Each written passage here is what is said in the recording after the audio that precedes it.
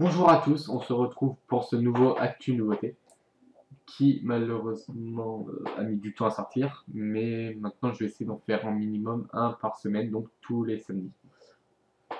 Allez, c'est parti. Au début, on commence avec, comme vous avez pu le voir, les fuites concernant le nouveau jeu d'Assassin's Creed Empire en Égypte. Face au bruit de refonte totale pour la saga, la faisant passer au statut de RPG action aux ambitions dignes d'un The Witcher, les joueurs seront heureux d'apprendre qu'une image volée, sans doute issue d'une présentation, était diffusée cette nuit sur le net. Ubisoft aurait d'ailleurs tenté de striker pour infraction au copyright la vidéo de Richard The Horse, un podcasteur et youtubeur fan de la série qui réalise une vidéo sur cette fameuse image. Et que présente cette image? Tout simplement un prototype du menu montrant un Assassin's Creed baptisé Assassin's Creed Empire. Le logo est visible en haut à droite. Il s'agirait d'un wireframe, un squelette prototypé avec un exemple de rendu final sur la partie droite de l'écran. Remarque côté gameplay que le titre intégrerait du craft dans la droite lignée de ce qui avait fuité concernant l'évolution du personnage principal, l'Animus, et la pyramide ne laisse quant à elle plus trop de doute au niveau de la période et la zone choisie. Après l'annonce du manga Dragon Ball Xenoverse 2 inclus à titre promotionnel dans l'artbook du jeu, voici un petit message d'Akira Toriyama. Bandai Namco relaye ce message d'Akira Toriyama ce soir à destination des futurs possesseurs de l'édition collector du jeu Dragon Ball Xenoverse 2. Cette édition contiendra un artbook incluant le manga Dragon Ball Xenoverse 2. Et Toriyama en a profité pour glisser ce petit message d'introduction expliquant que c'est désormais Toyotaro, le dessinateur officiel de Dragon Ball. Voici le message. Je dessine moins souvent des mangas ces jours-ci, du coup c'est Toyotaro qui rêvait le cap du dessinateur pour Dragon Ball. Je contribue encore aux idées de base pour les histoires, mais ce sont les compétences exceptionnelles de Toyotaro qui permettent à l'univers de Dragon Ball d'être amené à la vie aujourd'hui. Alors, le tout nouveau DLC de GTA Online nous place au cœur de l'univers des Bikers Underground, du neuf pour GTA V Online. Rockstar a annoncé le contenu de son prochain DLC pour GTA Online. Si la dernière addition au multijoueur de GTA V nous donnait la possibilité de pimper les voitures de notre garage, celui-ci se concentre plutôt sur les deux roues. Avec Biker, Rockstar nous emmène dans l'univers underground des motards. Il serait possible de se joindre à ses amis pour former un gang et même y monter en grade dans de toutes nouvelles missions et modes de jeu. Ce nouveau contenu s'accompagne des habituels ajouts cosmétiques pour notre personnage, bien entendu des nouvelles armes et véhicules seront aussi de la partie. Du côté du gameplay, les courses prendront vite une tournure burn-out avec la possibilité de filer un coup de machette à tout motard qui cherche à nous doubler. Bikers débarque le 4 octobre prochain sur PC, PS4 et Xbox One sous la forme d'une mise à jour gratuite. Alors nous rentrons enfin dans le vif du sujet avec Teen Wolf saison 6, quelle fin parfaite pour la série. C'est lors du Comic-Con de San Diego que tous les fans de Teen Wolf ont appris que la saison 6 de la série serait la toute dernière. Si beaucoup redoutent de voir ce moment arriver, d'autres s'interrogent déjà sur l'épisode final. Le retour de Teen Wolf sur MTV arrive enfin un grand pas, après de nombreux mois d'attente pour les fans. Heureusement, leur patience va être récompensée le 15 novembre prochain et d'ailleurs les fans de la série devraient se préparer au pire puisque dans la saison 6 de Teen Wolf, la mort d'un personnage principal pourrait être possible.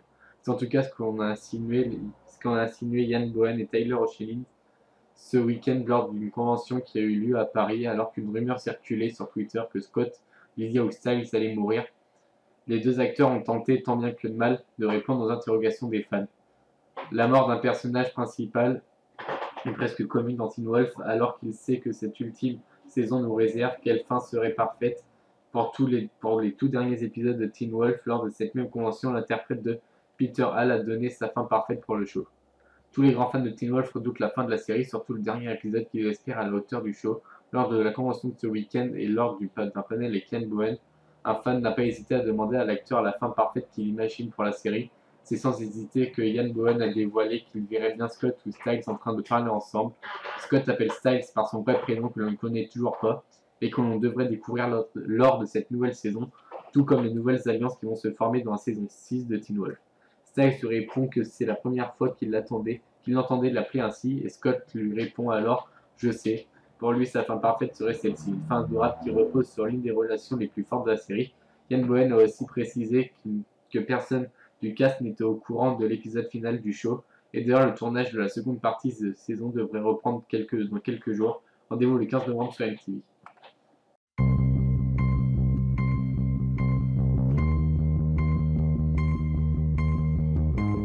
Melissa? Melissa? Hear these words, hear my cry, spirit from the other side, come into me and summon me, and cross now the great divide.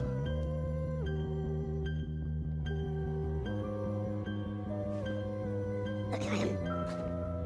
Who's alive? It took all of Scott's awful powers to bring her back. But the only way for her to stay alive is for Scott to kill an innocent.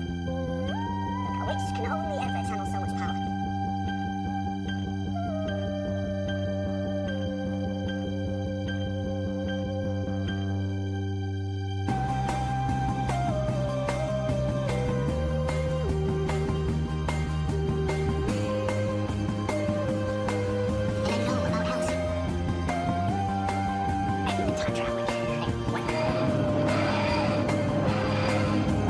But who has that much power to time travel?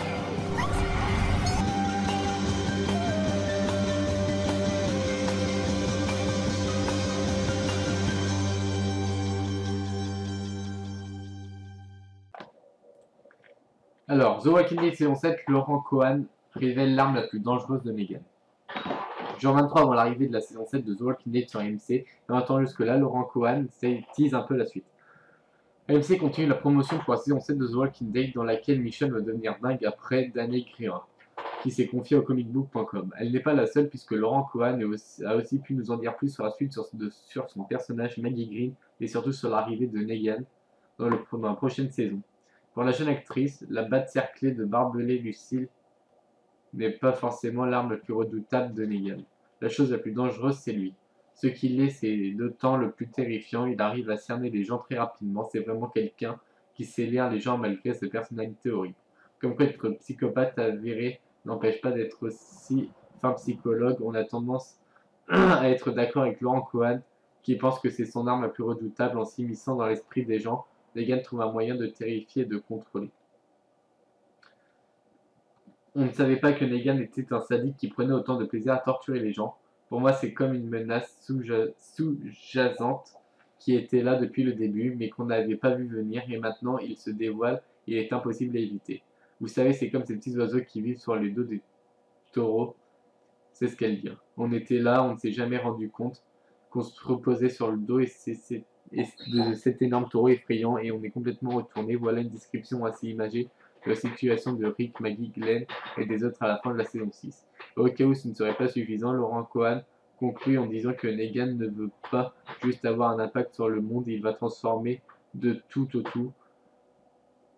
Ces propos font écho à ceux de toutes ces co-stars qui sont livrés sur les conséquences de l'arrivée de Negan à l'avenir du groupe de la saison 7 de The Walking Dead, tout comme Norman Reedus Daryl récemment. Patience, plus de 3 semaines afin de pouvoir enfin découvrir tout cela sur nos petits écrans. Et voilà les amis, c'est la fin et je vais vous laisser avec le petit trailer de la saison 7 de The Walking Dead.